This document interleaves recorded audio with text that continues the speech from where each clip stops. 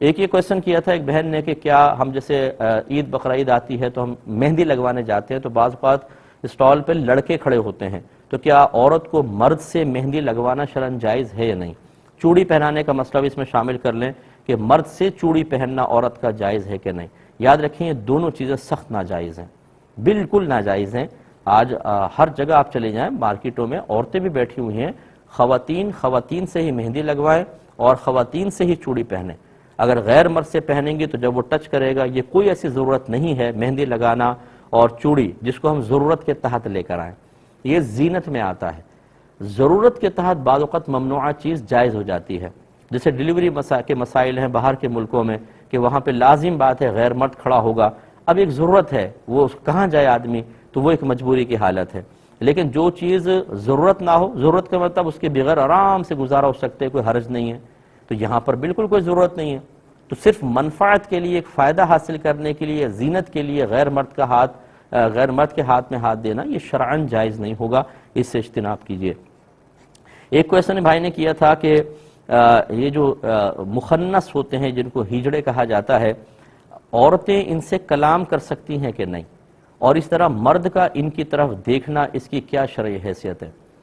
دیکھیں اچھی طرح سمجھ لیں کہ مرد کے حق میں نظر کے معاملے میں یہ عورت کے حکم میں ہوتے ہیں، یعنی جیسے عورت کو دیکھنا مرد کو منع ہے، ایسے ہی کسی مخنث کو دیکھنا بھی منع ہوتا ہے۔ اور عورتوں کے حق میں یہ نظر اور میل جول کے معاملے میں مرد کے حکم میں ہوتے ہیں، لہٰذا خواتین کو ان کو دیکھنا، ان سے باتیں کرنا، ان سے اجتناب کرنا اور ان سے میل جول رکھنا ایسا ہی ہے جیسے کسی غیر مرد کے ساتھ رکھنا، یہ اچھی طرح یاد رکھیں۔ اور ایک ضمنی ایک مسئلہ یہ عرض کر دیتا ہوں کہ چونکہ یہ بہت سے امور میں مرد کے حکم میں ہے، لہٰذا عورتوں کی مشابہت اختیار کرنے سے اجتناب کرنا ہوگا۔ نبی کریم صلی اللہ علیہ وسلم کے دور میں ایک ایسے ہی شخص تھا جس نے اپنے ہاتھ پر مہندی لگائی، تو نبی کریم صلی اللہ علیہ وسلم کو بتایا گیا رسول اللہ کہ فلاں نے مہندی لگائی ہاتھ میں، تو سرکار صلی اللہ علیہ وسلم نے عورتوں سے مشابہت اختیار کرنے کے جرم پر ناراض ہو کر اسے مدینے سے باہر نکال دیا تھا، فرمایا اس کو مدینے سے جلا وطن کر دو، اس کو باہر نکال دو۔ اس لیے اچھی طریقے سے اب یاد رکھیں جو مخنث ہوتے ہیں، کوئی ہمارا اس طرح کا کوئی بھائی بہن سن رہا ہو ہجڑے جیسے ہوتے ہیں،